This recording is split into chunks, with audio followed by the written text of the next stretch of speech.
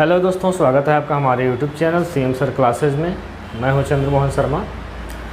आज के इस वीडियो में हम क्लास 12 का फिजिक्स देखेंगे। इससे पहले वीडियो 1 हमने अपलोड कर दिया हुआ है, उसका लिंक आपको डिस्क्रिप्शन बॉक्स में मिल जाएगा, वहां जाके आप देख सकते हैं। यह फिजिक्स का दूसरा वीडियो है जिसमें हम देखेंगे पहले अध्याय का वैद्युत आवेश एवं क्षेत्र का आवेशन देखेंगे। इससे पहले वाले वीडियो में हमने आवेश के प्रकार तथा आवेश के गुण देख लिया था। तो चलिए शुरू करते हैं। आवेशन कहते किसे हैं? सबसे पहले देखेंगे कि आवेशन किसे कहते हैं। तो आवेशन की परिभाषा ऐसे देंगे कि जब हम किसी एक आवेशित पिंड से, मतलब कोई एक आवेशित पिंड है, मतलब कोई एक वस्तु है जो पहले से ही आवेशित है, से दूसरे पिंड को आवेशित करते हैं, मतलब एक वस्तु से दूसरे वस्तु को हम क्या करते हैं, आवेशित करते हैं, तो इस प्रक्रिया को आवेशन कहते हैं। तो इसी प्रोसेस को ही हम आवेशन बोलेंगे, मतलब चार्जिंग बोलेंगे। अब आगे देखते हैं आवेशन के प्रकार, टाइप्स ऑफ चार्जिंग। तो चार्जिंग जो है वह मुख्यतः 3 प्रकार की होती है। यहाँ लिखा गया है किसी वस्तु का आवेशन निम्न प्रकार से किया जा सकता है। जिसे फर्स्ट है आपका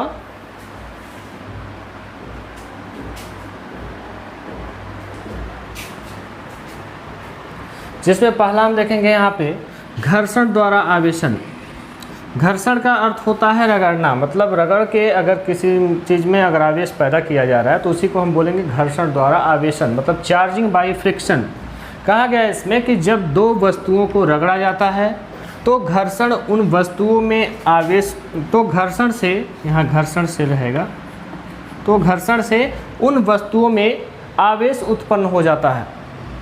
क्योंकि यह आवेश घर्षण द्वारा उत्पन्न होता है, इसीलिए इसे घर्षण विद्युत, यहाँ लिखेंगे घर्षण विद्युत, तथा इस प्रक्रिया को घर्षण द्वारा आवेशन कहते हैं। कहने का अर्थ यह है कि अगर मान लीजिए किन्हीं दो वस्तुओं को हम आपस में रगड़ते हैं तो उनमें होता क्या है कि एक वस्तु से कुछ इलेक्ट्रॉन निकलकर दूसरी वस्तु पर चले जाते हैं, जिससे कि जिस वस्तु में से इलेक्ट्रॉन ट्रांसफ़र होते हैं, मतलब निकलते हैं, मतलब जो वस्तु इलेक्ट्रॉन को त्यागती है उस पर धन आवेश आ जाता है, और जो वस्तु इलेक्ट्रॉन को ग्रहण करती है उस पर ऋण आवेश आ जाता है। और यह कार्य घर्षण के द्वारा हो रहा है। यही कारण है कि इस प्रक्रिया को हम घर्षण द्वारा आवेशन कहते हैं, ठीक है। और उसे घर्षण विद्युत कहते हैं, उस पर जो आवेश उत्पन्न होता है उसे हम घर्षण विद्युत कहते हैं। चलिए आगे देखते हैं। इसका उदाहरण दिया गया है। फर्स्ट उदाहरण यह है कि तांबे की छड़ को ऊन से रगड़ने पर तांबे की छड़ धनावेशित तथा ऊन ऋणावेशित हो जाता है। जब हम तांबे की छड़ अगर लेते हैं और उसको ऊन के कपड़े पे या फिर ऊन से रगड़ते हैं तो उसमें होता क्या है कि तांबे के कुछ इलेक्ट्रॉन निकलकर और ऊन पर चले जाते हैं, जिससे कि तांबे की छड़ पर धनावेश आ जाता है और ऊन के कपड़े पर या फिर ऊन पर ऋणावेश आ जाता है। इसी प्रकार से हम पिछले वाले वीडियो में भी हम देखे थे कि कांच की छड़ को जब रेशम के कपड़े से रगड़ा जाता है तो कांच की छड़ धनावेशित हो जाती है और रेशम का कपड़ा ऋणावेशित हो जाता है। तो इस तरह से इन दोनों वस्तुओं पर जो आवेशन हो रहा है वह घर्षण द्वारा हो रहा है, मतलब दोनों को आपस में रगड़ने से हो रहा है। तो यह था घर्षण द्वारा आवेशन। तो आप इसका स्क्रीनशॉट लीजिए, फिर हम अगला आवेशन देखते हैं।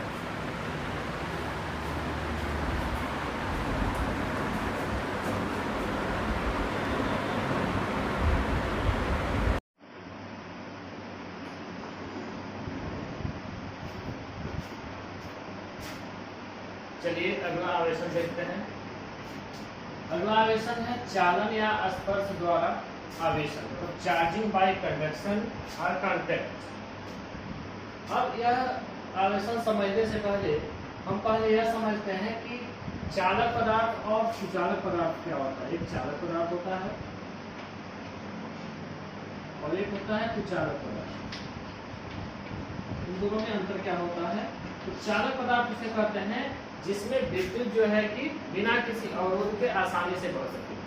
जैसे एक तरह से सभी धातुएं जो हो जाएंगी वो सभी विद्युत की चालक होती है, जैसे कि कॉपर हो गया, एल्यूमिनियम हो गया, आयरन हो गया, ये सभी धातुएं जो हैं वह विद्युत की चालक होती है।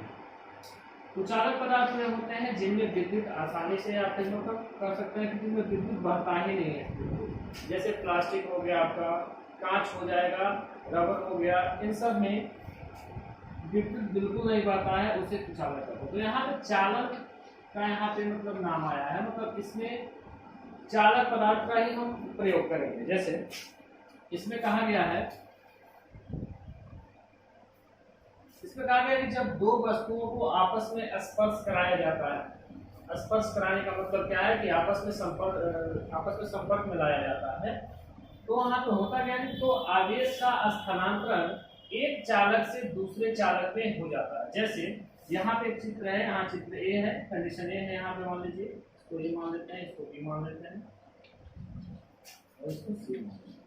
यहाँ पे क्या किया जा रहा है कि एक चालक गोला है, यह जो गोला है यह चालक गोला है, मतलब किसी धातु का गोला बना हुआ है।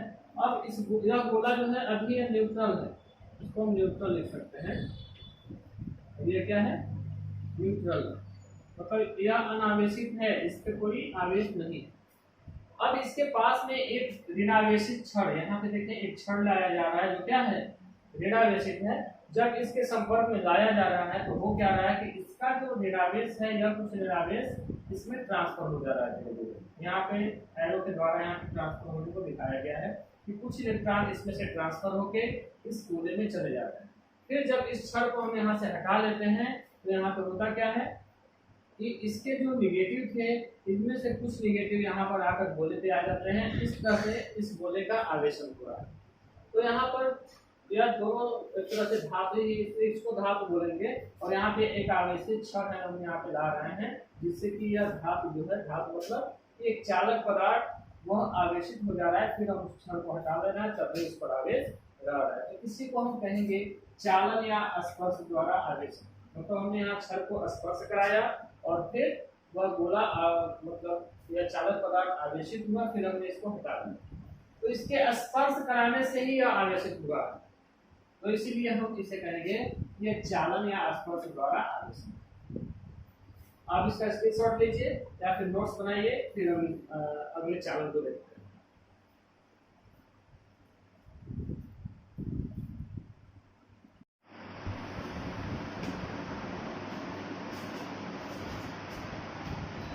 चलिए फिर अगला आवेशन देख लेते हैं। अगला आवेशन है प्रेरण द्वारा आवेशन, मतलब चार्जिंग बाय इंडक्शन। इसमें कहा गया है कि आवेशित वस्तु से, मतलब कोई वस्तु पहले से आवेशित है, उससे स्पर्श कराए बिना ही अनावेशित वस्तु को आवेशित करने की विधि को प्रेरण द्वारा आवेशन कहते हैं। कहने का मतलब है कि कोई वस्तु मान लीजिए पहले से ही किसी आवेश से आवेशित है, या फिर धनावेश से या फिर ऋण आवेश से, और उसकी सहायता से बिना उससे स्पर्श कराए ही अनावेशित वस्तु, मतलब दोनों वस्तुओं को आपस में स्पर्श नहीं कराना है और फिर भी आवेशित करा दिया जाए, तो उस आवेशन को ही प्रेरण द्वारा आवेशन कहते हैं। एक चीज और इसमें लिखा गया है कि इस विधि में अनावेशित वस्तु पर आवेशित वस्तु का विपरीत आवेश उत्पन्न होता है। जैसे हम एग्जाम्पल को प्रस्तुत कर लेंगे, मान लीजिए यहाँ पे कोई एक गोला है, यह अनावेशित गोला है, मतलब इस पर कोई आवेश अभी नहीं आया, और एक यहाँ पे छड़ हम ले जा रहे हैं जो धनावेश से आवेशित है, यहाँ पे धनावेश इस पे है। जब इसके नजदीक में ले जाया जा रहा है, यहाँ पे देखेंगे यहाँ पे इसको स्पर्श नहीं कराया जा रहा है, जबकि पिछले आवेशन में स्पर्श द्वारा आवेशन हमने यहाँ पे स्पर्श कराया था, इसमें स्पर्श नहीं कराना है, इसमें बस इसके पास ले जाना है। पास ले जाने पर होता क्या है कि इसका जो इसमें जो धनायन और ऋणायन उपस्थित होते हैं, तो यहाँ पर पॉजिटिव होने के कारण यहाँ इसमें का जो नेगेटिव होता है वह इससे आकर्षित होकर इसके नजदीक में आ जाता है, मतलब इसके बाएं वाली सतह पे आ जाते हैं, और इसके जो पॉजिटिव होते हैं यह यहाँ से प्रतिकर्षित होकर इससे विपरीत वाली सतह पे चले जाते हैं। इस तरह से यह स्थिति बनती है उस समय गोले की। अब यहाँ पे किया क्या गया है कि इस गोले को ग्राउंड से जोड़ दिया गया है। ग्राउंड मतलब यहाँ से अर्थ दे दिया गया है। अर्थ जब दिया जाता है तो अर्थ में जो है कि निगेटिव होते हैं, ये क्या करते हैं कि इनको यहाँ से न्यूट्रल कर लेते हैं, यहाँ से पॉजिटिव जाके निगेटिव के साथ न्यूट्रल हो जाता है, जिसके कारण जब इसको हम यहाँ से हटा देते हैं तब यहाँ से अब केवल निगेटिव बचा हुआ है। देखें यहाँ से पॉजिटिव जो है वह यहाँ से ग्राउंड के माध्यम से न्यूट्रल हो गया। अब यहाँ पे क्या बचा, केवल केवल निगेटिव बच गया। अब क्या करते हैं हम कि इस क्षण को इससे दूर हटा लेते हैं। जैसे क्षण को यहाँ से हटा लेते हैं, यह आवेश जो है इस गोले में समान रूप से वितरित हो जाता है। अतः अब गोला यहाँ पर क्या था, न्यूट्रल था, मतलब आवेशित नहीं था, अनावेशित था, लेकिन हमने यहाँ प्रेरण के द्वारा इसको आवेशित कर दिया। तो यह जो लाइन लिखी गई है यहाँ पे कि इस विधि से अनावेशित वस्तु पर आवेशित वस्तु का विपरीत आवेश उत्पन्न होता है। तो देखें, अनावेशित वस्तु यह है और इस पर आवेशित वस्तु पर धनायन है, मतलब धनावेशित है, और यहाँ पे उत्पन्न क्या हो रहा है, ऋण आवेशित। वही कहा गया है कि आवेशित वस्तु का विपरीत आवेश उत्पन्न होता है। मतलब यहाँ पर अगर धन आवेश है तो यहाँ पे ऋण आवेश उत्पन्न होता है, अगर यहाँ पर ऋण आवेश होता तो यहाँ पर धन आवेश उत्पन्न होता। कैसे, तो एक तरह से यहाँ से देख लीजिए, यहाँ अगर हम धनावेश की जगह ऋण आवेश देते तो यहाँ पे ऋण आवेश होता, ऋण आवेश यहाँ से प्रतिकर्षित हो जाता, धनावेश इधर आ जाता, फिर यह जाके न्यूट्रल होता, और इस तरह से यहाँ से हमें धनावेश प्राप्त होता। तो इस तरह से एग्जाम्पल के माध्यम से समझ सकते हैं कि प्रेरण द्वारा आवेशन कैसे होता है। तो इस प्रकार से आज के वीडियो में हमने आवेशन को अच्छी तरह से जाना है।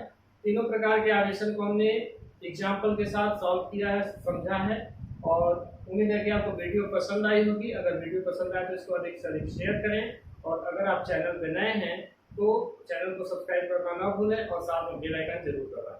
तो मिलते हैं अगले वीडियो में, तब तक के लिए बाय।